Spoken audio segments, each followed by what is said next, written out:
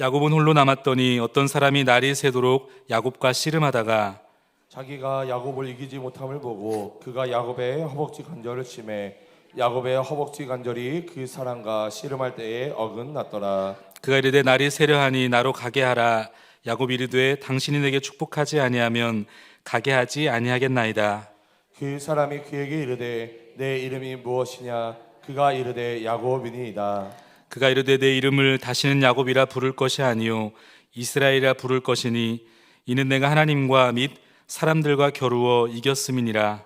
야곱이 청하여 이르되 당신의 이름을 알려주소서. 그 사람이 이르되 어찌하여 내 이름을 묻느냐 하고 거기서 야곱에게 축복한지라.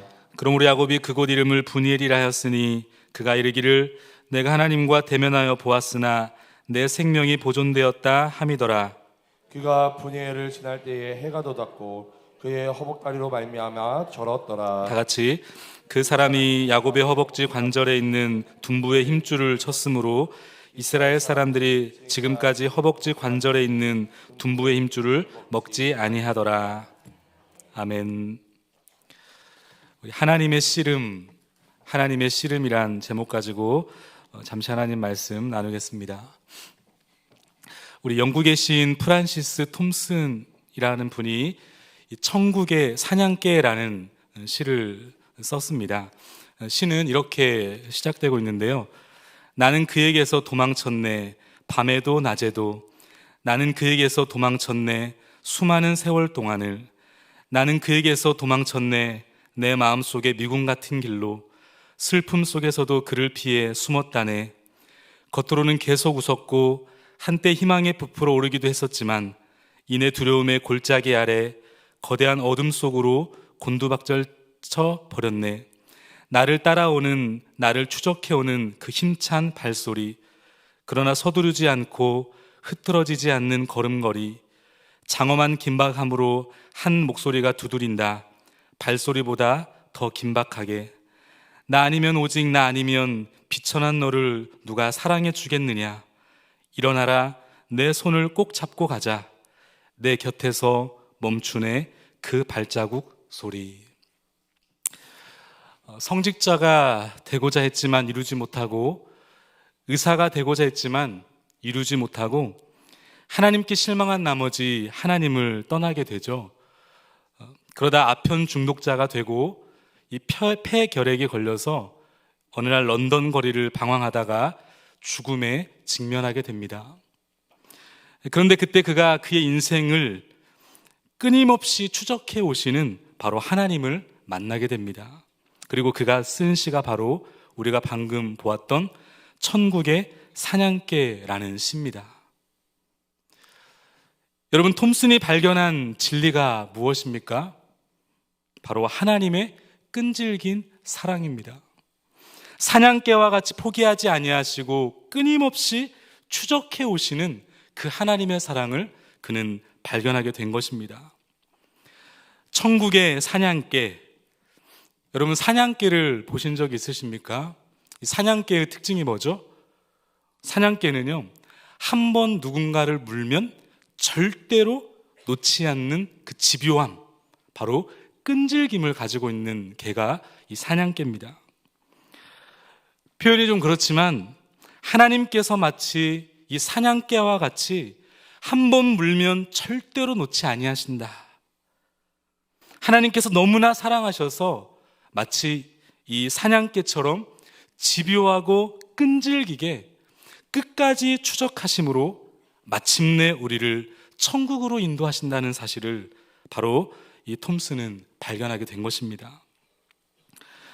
시편 139편 7절로 10절 말씀해 보니까 개역 한글로 이렇게 기록되어 있습니다. 내가 주의 신을 떠나 어디로 가며 주의 앞에서 어디로 피하리이까? 내가 하늘에 올라갈지라도 거기 계시며 음부에 내 자리를 펼지라도 거기 계시니이다. 내가 새벽 날개를 치며 바다 끝에 가서 거할지라도 곧 거기서도 주의 손이 나를 인도하시며 주의 오른손이 나를 붙드시리이다. 아멘.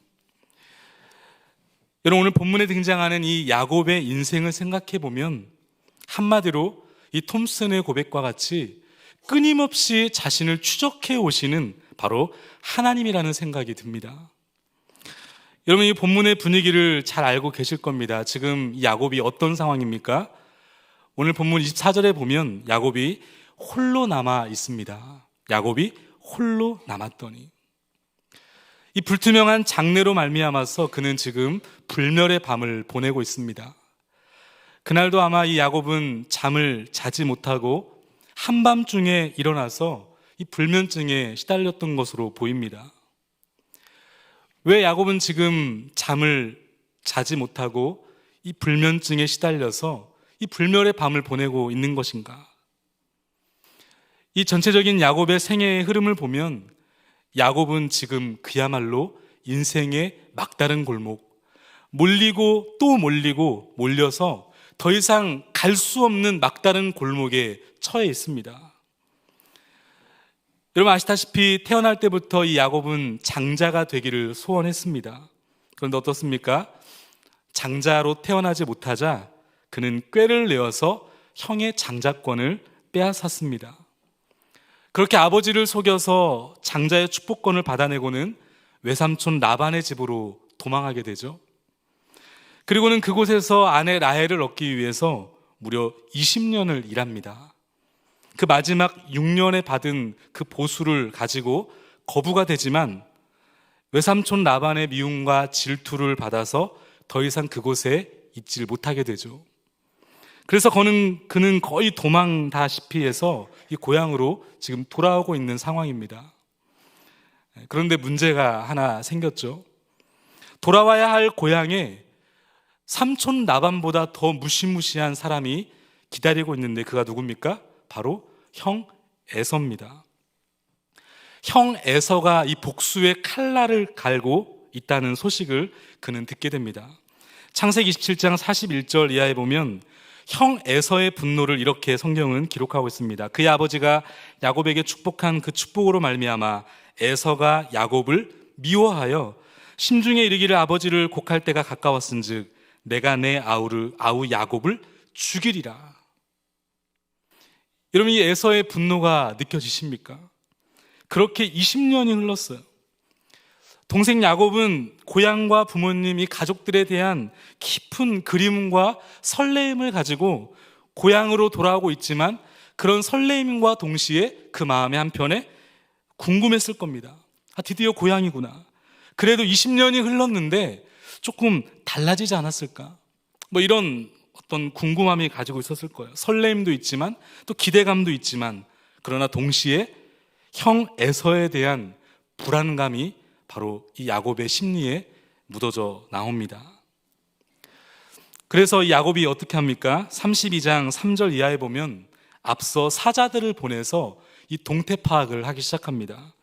32장 6절에 보니까 사자들이 야곱에게 돌아와 이르되 우리가 주인의 형 에서에게 이른즉 그가 400명을 거느리고 주인을 만나려고 오더이다.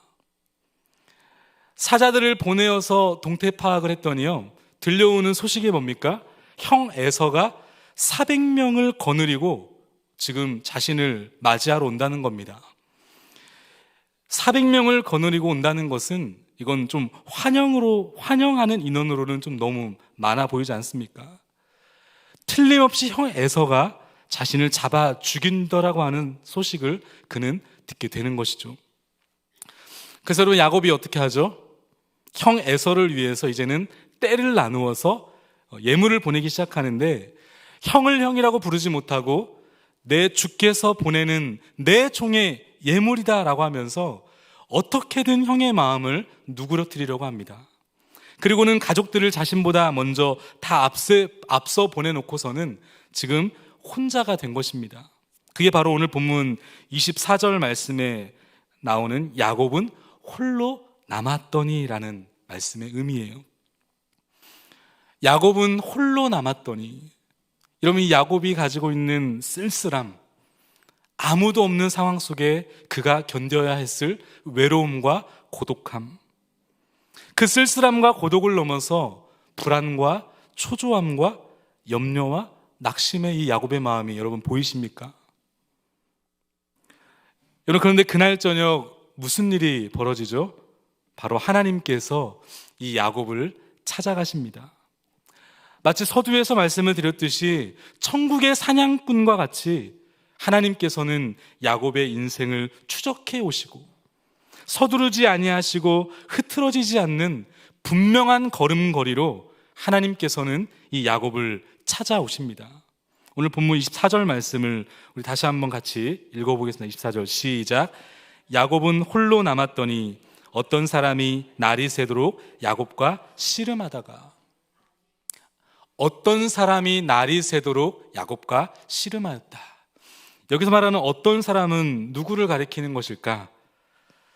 어떤 사람들은 여기서 어떤 사람을 천사라고 말하기도 하고, 또 어떤 분들은 여기서 어떤 사람을 하나님이라고 말하는 분도 계십니다.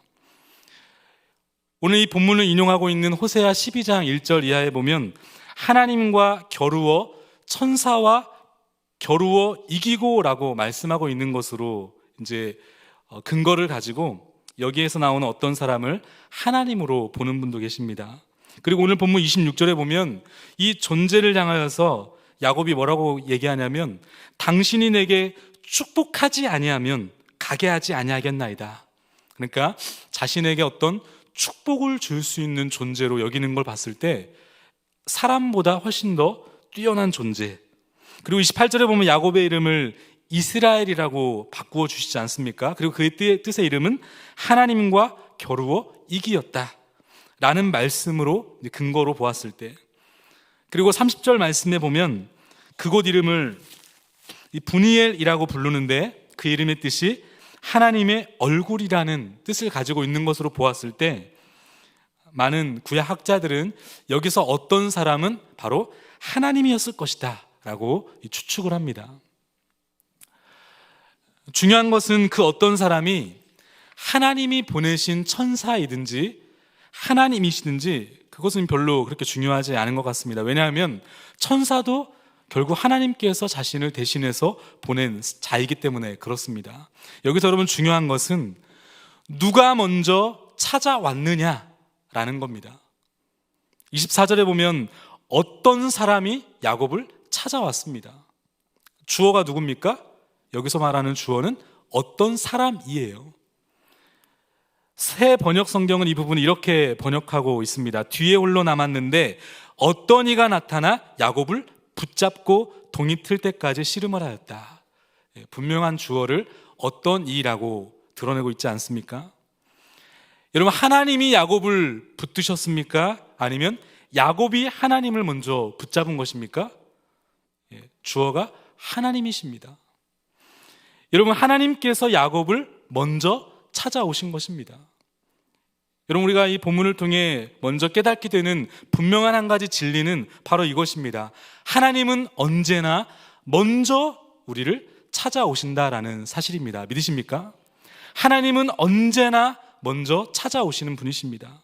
마치 자다가 깬 아기가 너무 불안해하고 두려워하고 있는 그때에 마치 엄마가 아가 나 여기 있어, 너 불안해하지 마, 그 엄마가 그 아가를 먼저 찾아서 방긋 웃는 얼굴로 그 아가를 안아주시는 것처럼 하나님은 언제나 하나님의 자녀들을 먼저 찾아오시는 분이십니다. 여러분 그러고 보니까 야곱의 전 생애를 들여다보면 하나님은 언제나 항상 먼저 이 야곱을 찾아가 주셨습니다. 20년 전 그 베델의 들판에서 돌을 베개 삼아 누워 있었던 그 외롭고 쓸쓸한 그 야곱을 여러분 누가 먼저 찾아오십니까? 바로 하나님께서 찾아오셨어요. 장인 라반의 꾀에 낙심해서 우울해 있을 때 여러분 그 야곱을 누가 먼저 찾아오셨습니까? 하나님께서 먼저 찾아오셨습니다. 그렇게 장인 라반에 쫓겨 고향으로 돌아오는 그 길목에서도 여러분 누가 야곱을 먼저 찾아오셨습니까? 바로 하나님이십니다. 하나님은 하나님의 군대를 파송하시면서 이 야곱을 먼저 찾아와 주셨습니다. 그리고 오늘 본문 이 야복강 나루터에서도 그렇게 외로이 홀로 고독 속에서 불멸의 밤을 보내고 있는 염려와 이 고통 속에 있는 그 야곱을 하나님은 내버려 두지 아니하시고 역시 먼저 이 야곱을 찾아오십니다. 여러분, 하나님은 언제나 먼저 찾아오시는 분이세요. 여러분, 어떻게 이 이야기가 야곱만의 이야기겠습니까? 오늘 저와 여러분들은 어떻습니까? 오늘 이 자리에 저와 여러분들이 여러분 어떻게 있을 수 있었습니까? 누군가의 기도도 있었고, 누군가의 전도도 있었고, 누군가의 권면도 있었지만, 사실 따지고 보면 그 사람과 그 권면 속에 하나님께서 언제나 먼저 우리의 인생을 찾아와 주신 분이십니다. 언제나 찾아오셔서 먼저 하나님께서는 우리의 이름을 다정하게 부르셨고, 하나님은 언제나 먼저 우리에게 그 다정한 손을 내밀어 우리를 잡아주셨습니다. 그 하나님의 먼저 찾아오심이 있었기에 오늘 저와 여러분들이 여기에 계신 줄 믿습니다. 하나님께서는 야곱을 먼저 찾아오셨는데, 그런데 여러분, 이 야곱을 왜 찾아오셨는가? 오늘 24절에 보니까 하나님이 야곱을 찾아오신 이유가 있으세요. 그 이유를 성경은 무엇이라고 말씀하고 있습니까? 야곱과 씨름하다가 라고 기록되어 있죠. 씨름하기 위해서 하나님은 야곱을 찾아오셨습니다. 하나님이 우리를 항상 먼저 찾아오시는데, 하나님의 찾아오심의 목적이 오늘 이 본문을 통해 우리가 봤을 때 씨름하기 위해서 찾아오신다라고 말씀하고 있어요. 씨름이라는 이 말을 하나님과 힘겨루기라고 해석해서 어떤 분들은 이 야복강 나루토의 씨름 이야기를 어떤 끈질긴 기도, 포기하지 않는 기도의 능력, 그래서 야곱처럼 끈질기게 하나님께 매달리면 하나님께서 그 정성에 감동하셔서 결국에는 그 기도를 들어주시고 말 것이다 라고 하는 설명으로 이 본문을 해석하기도 하십니다.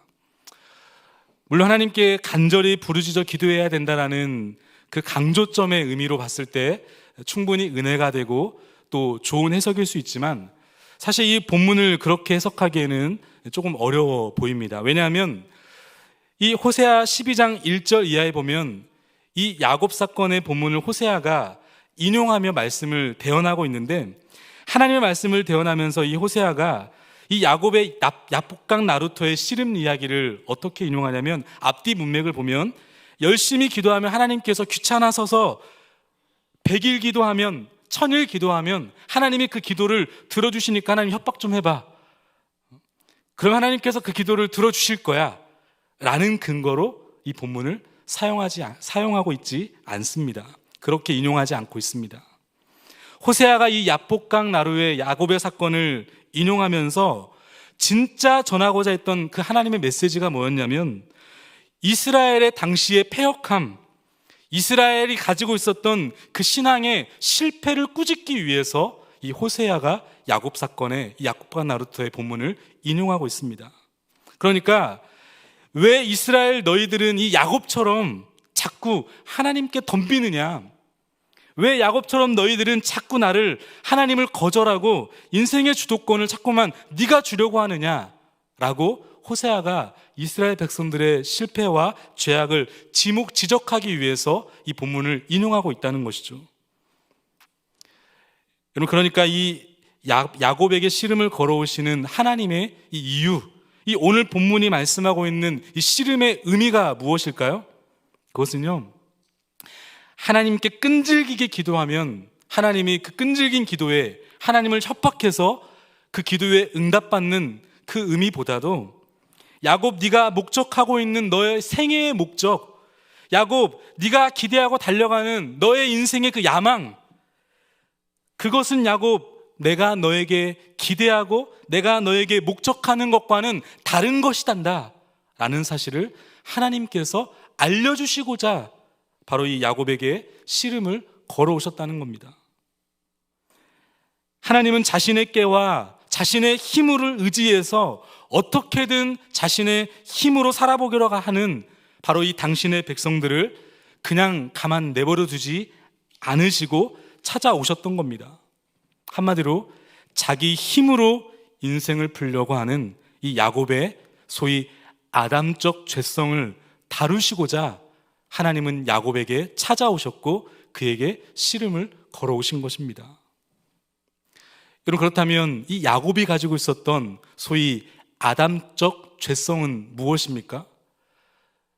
야곱의 생애를 떠올려 보시면 충분히 우리가 이해가 할 수 있습니다. 형으로부터 그의 장자권을 빼앗아 보겠다고 형의 배고픔을 이용해서 장자권을 샀잖아요. 그 가운데 아버지 축복을 가로채기 위해서 어떻습니까? 염소 새끼 가죽을 뒤집어 쓰고는 아버지를 속입니다. 얼마나 간교한 인간의 모습입니까? 뿐만 아니라 베델에서는 어떻죠? 베델에서 하나님을 만날 때 야곱은 하나님과 흥정하기 시작합니다. 자신을 도와주시면 하나님 제가 좀 섭섭치 않게 좀 보답하겠습니다 라고 약속했습니다. 그가 보였던 여전한 자기의 꾀. 외삼촌 라반의 집에서는 그가 보였던 그 꾀가 뭡니까? 권몰술수와 임기응변들 아닙니까? 그래도 여러분 자기 장인이잖아요. 어찌됐든 자기의 장인인데 그럼에도 불구하고 인사 한마디 남기지 않고 불이 나게 주랭랑을 쳤던 인생이 바로 이 야곱의 인생이었어요.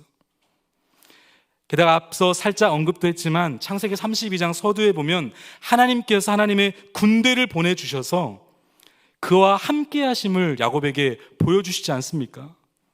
그런데 그 보냈던 사신이 지금 에서가 군사 400명을 이끌고 온다고 하니까 어떻습니까?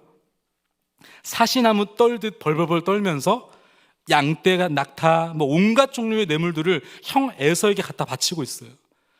여전히 계산적이고 여전히 자신의 꾀로 살아가고 있는 이 야곱의 모습을 우리는 발견하게 됩니다. 게다가 그도 여러분 한 가정의 아빠고 가장이잖아요. 본인 죽기 싫으니까 어떻습니까? 자기 자식 먼저 보내고 그 다음에 아내 먼저 보내고, 여러분 이게 아빠로서, 이게 가장으로서 할 짓입니까? 하나님이 이 가정의 머리로 세워주신 가장은 그 가정에 책임지는 책임자 아니겠습니까? 자기 살려고 자식들 보내고 아내 보내고 뒤로 빠져가지고 가만히 동태를 살피고 있는 이 야곱의 모습을 보면 인간이 얼마나 간교하고 인간이 얼마나 교활한지를 우리는 보게 됩니다. 아직도 정신을 못 차리고 여전히 내 인생의 문제를 자신의 힘으로 풀어가려고 하는 이 야곱의 모습을 우리는 발견하게 되는 것입니다. 바로 하나님께서 이 야곱의 소위 아담적 죄성들을 지금 다뤄나가고 계시는 겁니다. 인생의 주도권을 가진 채 여전히 자신의 힘으로, 자신의 능력으로, 자신의 지혜로 어떻게든 살아가 보려고 하는 이 야곱의 인생을 향해서 하나님께서는 바로 씨름을 걸어오고 계시는 겁니다. 여러분, 이게 어떻게 오늘 이 야곱만의 이야기겠습니까? 오늘 저와 여러분들은 어떻습니까? 그럴듯하게 기도도 하잖아요. 그럴듯하게 예배도 하고 찬양도 하고 종교 행위도 많이 하지만 결국 따지고 보면 우리 안에 추구하고 소원하는 깊은 내면의 본질과 욕심이 무엇입니까? 결국 나의 계획, 나의 야망, 이 세상에서의 나의 미래에 관한 것들 아닙니까? 거기에 하나님은 그저 나를 돕는 조력자에 불과할 때가 참 많이 있어요. 뜨겁게 주님 앞에 예배도 하고 뜨겁게 주님의 이름을 부르짖으며 기도도 하지만 사실 세상에 나가서 살다 보면 치열하게 그지없는 세상 속에서 어떻습니까? 뇌물로 표현되어지는 세상의 방식과 방법으로, 똑같이 부정직한 방법으로 거짓말하고 똑같이 뒤에서 욕하고 흉보고 여전히 야곱과 같은 이 세상의 방식과 가치관으로 살아가고 있는 오늘 저와 여러분들의 모습이 있지는 않느냐는 것입니다. 하나님께서는 지금 이 야곱을 향해 이 아담적 죄성을, 그 죄성의 옷을 벗기기 위해서 씨름을 걸어오고 계셨던 것입니다. 야, 그 옷 좀 제발 좀 벗었으면 좋겠다. 너를 향한 나의 계획과 너를 향한 나의 뜻 안으로 좀 들어와 볼 수는 없겠니? 라고 하나님께서는 묻고 계시는 것입니다. 여러분, 그러고 보니 사실 야곱의 인생에 사실 모든 싸움은 어떤 의미에서 하나님이 야곱에게 걸어오시는 씨름이었다라는 생각이 듭니다. 지금까지 야곱 인생에 나타난 수많은 갈등과 시비와 다툼들, 사실 그것은 여러분 그저 형과의 싸움만이 의미가 아니었어요. 외삼촌 라반과의 싸움이 아니었습니다. 야곱의 인생에 사실 찾아온 모든 싸움은 어떤 의미에서 사람과의 싸움도 아니었고요, 그의 인생에 재수가 없어가지고 잘못 걸려서 나타난 어떤 문제가 아니라 하나님께서는 이 야곱이 가지고 있었던 옛 성품, 이 아담적 죄성을 다루시기 위해서 끊임없이 형 에서를 통해서, 삼촌 라반을 통해서 그에게 바로 씨름을 걸어오셨던 것입니다. 여러분, 이것은 오늘 저와 여러분들의 삶에도 동일합니다. 우리의 삶에 나타난 그 원수 같은 그 인간 있잖아요. 도저히 존경과 사랑이 안 되는 내 옆에 있는 내 남편과 내 아내, 그렇게 하지 말라는 짓만 골라 하는 사랑하는 자녀들을 보면서 내 배 아파 낳은 자식이지만 가끔씩 속 쓰리지 않습니까? 내 인생에 찾아온 뜻하지 않은 질병과 때로는 아픔, 사업의 실패, 여러분, 이러한 많은 어떤 고난과 상처들, 갈등들은 어떤 의미에서 하나님이 오늘 우리의 인생에 씨름을 걸어오시는 도구가 된다는 것입니다.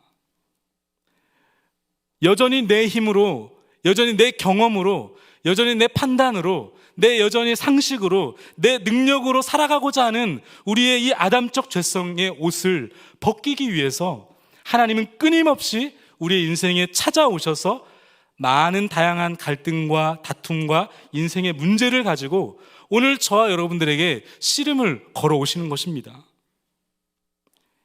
여러분, 특별히 하나님 없이 살고자 하는 이 자기 중심적인 이 아담적 죄성이 얼마나 지독하고 얼마나 끈질긴지 오늘 25절 상반절 말씀을 보세요. 25절 상반절에 보니까 성경은 이렇게 기록하고 있죠. 자기가 야곱을 이기지 못함을 보고, 하나님께서 야곱을 이기지 못하셨다. 여러분, 하나님이 누구십니까? 만왕의 왕 중에 왕이신 분 아니십니까? 천지를 창조하시고 주관하시는 하나님이십니다. 그 하나님께서 피조물인 인간 하나를 이기지 못하시고 야곱을 이기지 못한다라고 표현하고 계세요. 여러분, 이것이 무엇을 의미하는 것입니까? 그만큼 야곱이 가지고 있었던 야곱의 고집이, 그만큼 야곱이 가지고 있었던 자기의 중심성이, 그만큼 야곱이 가지고 있었던 옛 죄성이 집요하고 끈질기고 얼마나 못됐는지를 바로 성경은 고발하고 있는 것입니다. 여전히 자기 자신을 위해서 자기의 본능대로 살려고 하는, 예수님이 믿기 전에 그 옛사람의 이 아담적 습성이 얼마나 지독한지를 바로 성경은 고발하고 있는 것입니다. 그래서 하나님조차도 꺾어버릴 수 없을 정도로, 때로는 하나님마저도 적으로 간주하면서 당신 내 소원 들어주지 않으면 나 죽어버릴 거야, 이렇게 협박도 하면서 살고 있는 우리들의 인생을 하나님께서는 이 야곱의 야복강 나루의 사건을 통해서 바로 고발하고 계신 것입니다. 하나님은 이런 우리의 아담적 죄성을 다루시기 위해서 바로 씨름을 걸어오시는 분이십니다. 그런가 하면 오늘 이 본문을 통해 우리가 알 수 있는 또 한 가지는요, 결국 날이 새도록 씨름을 했지만 하나님이 이기지 못함을 보시자 하나님께서 이제 마지막 수단을 어떻게 하십니까? 오늘 본문 25절 말씀인데 우리 25절 말씀을 같이 읽겠습니다. 시작.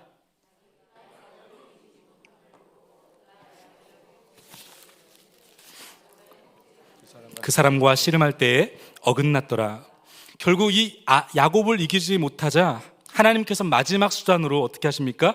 허벅지 관절을 치십니다. 그리고 허벅지 관절이 어긋났어요. 이 허벅지 관절이라는 단어, 이 다리와 허리를 연결하는 관절로 보이는데 소위 엉덩이 뼈라고 하기도 합니다. 옛날 개역개정 성경에는 이 부분을 잘 아시다시피 환도뼈라고 번역을 했습니다. 야레크라고 하는 단어인데 이 구약의 이 단어가 약 34회 쓰이고 있는데 특별히 창세기 46장 26절에 보면 야곱과 함께 애굽에 들어간 자는 야곱의 며느리들 외에 66명이니 이는 다 야곱의 몸에서 태어난 자이며 야곱의 몸에서라는 이 몸에서라는 단어가 야레크라는 단어입니다. 똑같은 단어예요. 환도뼈라는 단어와 똑같은 단어를 사용했습니다. 그러니까 이 야레크라는 단어의 의미가 뭐냐면 인간의 기초, 생의 어떤 원천, 이것을 가리킬 때 이 야레크라는 단어를 사용한 거예요. 그러니까 당시 히브리 사람들이 이 야레크 환도뼈라는 이 허벅지 관절이라는 이 단어를 들었을 땐 이것이 무엇을 의미하고 있냐면 자신의 전 존재를 상징할 때 쓰이는 단어였단 말입니다. 그런데 하나님께서 자신의 전 존재를 상징하고 있는 이 허벅지 관절을 깨부시기 시작한 이 관절을 꺾으신 것은 여러분 무엇을 의미할까요? 죄인으로서 이 야곱이 전 존재가 바로 하나님 앞에서 죽는 것을 의미하는 것입니다.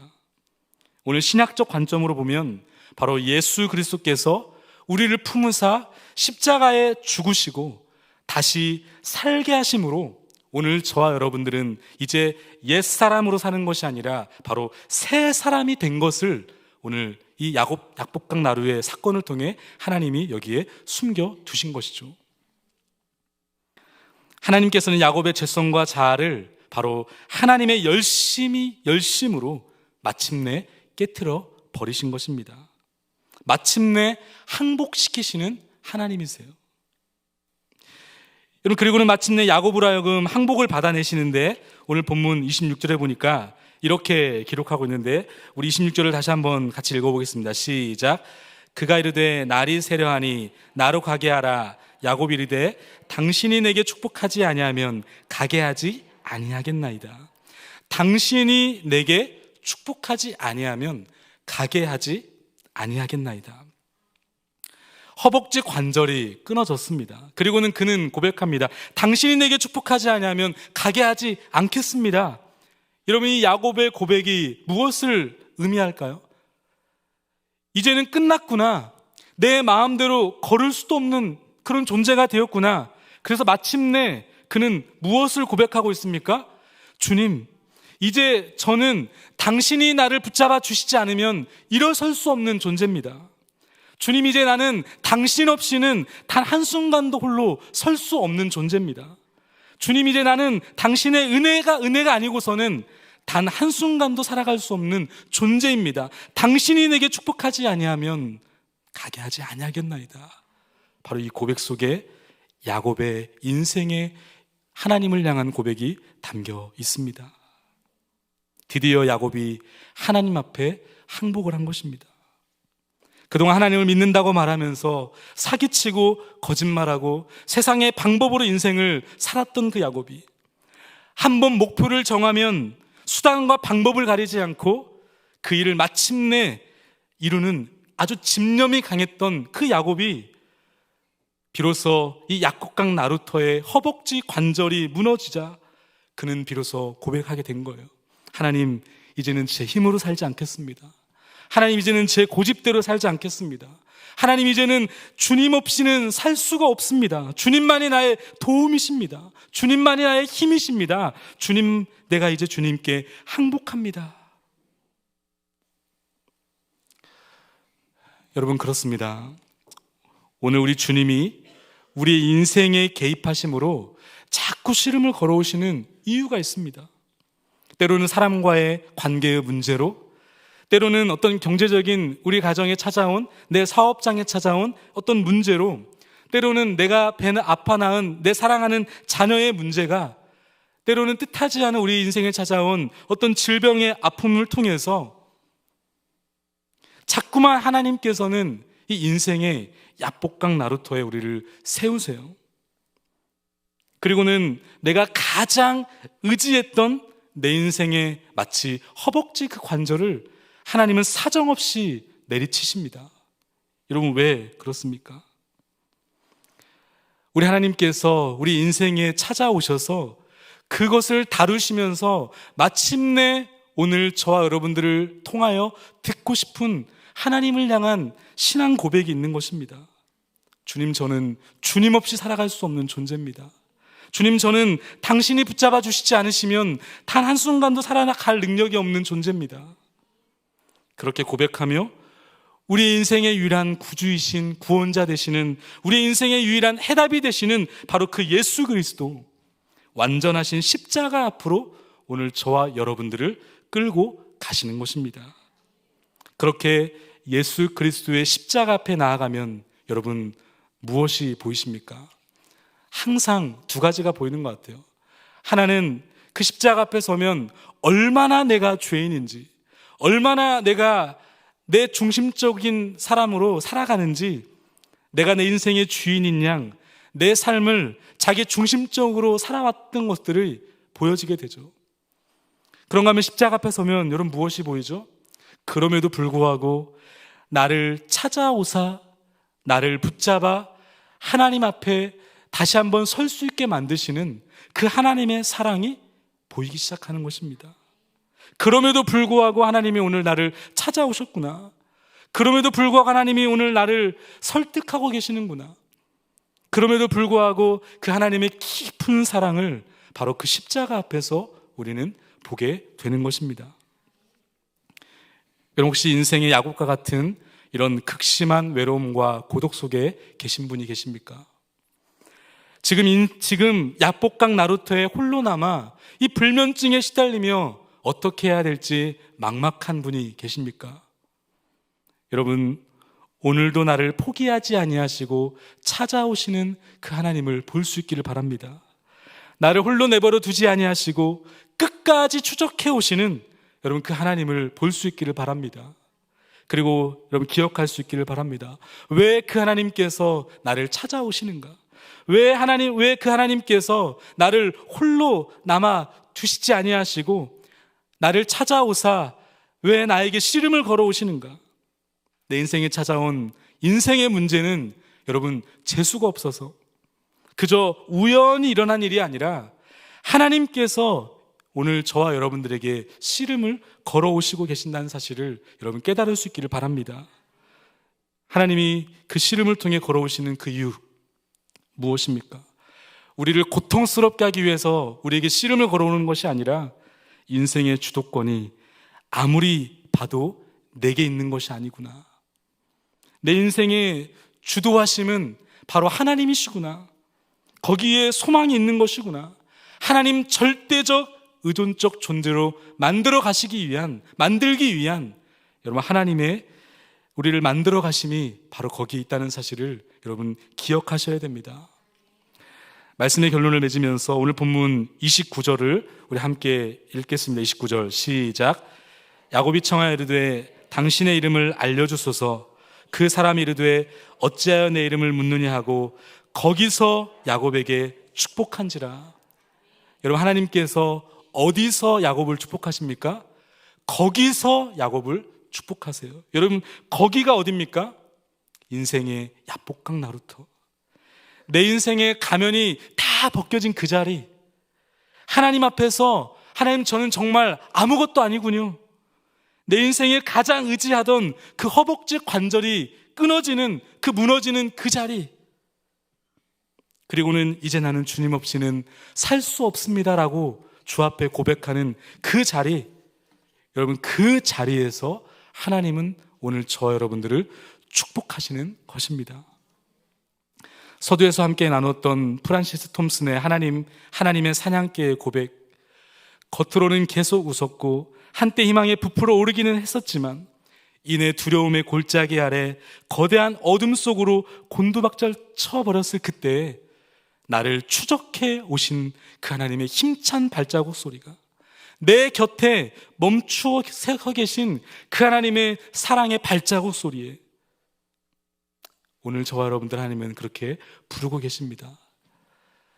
하나님의 이미지를 그림으로 그려본다면 사랑하는 내 자녀를 향한 그 애타는 부모의 그 심정 있지 않습니까? 그 사랑하는 자녀가 돌아오도록 기다리며 끊임없이 울고 또 우셨을 그 하나님, 언제나 우리를 기다리시며 우셨을 그 하나님의 얼굴은 언제나 퉁퉁 부어 계신 얼굴일 것입니다. 여러분 우리 하나님은 저와 여러분들을 절대로 포기하지 아니하시고 추적해 오시는 분이십니다. 우리의 인생의 문제를 가지고 씨름을 걸어오시는 분이세요. 그리고는 마침내 우리 인생의 문제를 통해 하나님은 우리의 고백을 받기를 원하십니다. 하나님 그렇습니다.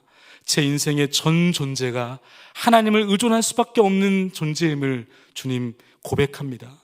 하나님의 은혜 없이는, 하나님의 도우심이 없이는 저는 살아갈 수 없는 존재입니다. 오직 예수 그리스도의 십자가 앞에 나아가 그 주님의 피 묻은 십자가를 붙들며 살아가겠습니다 라고 고백하는 오늘 저와 여러분 인생이 되기를 주님의 이름으로 축복합니다.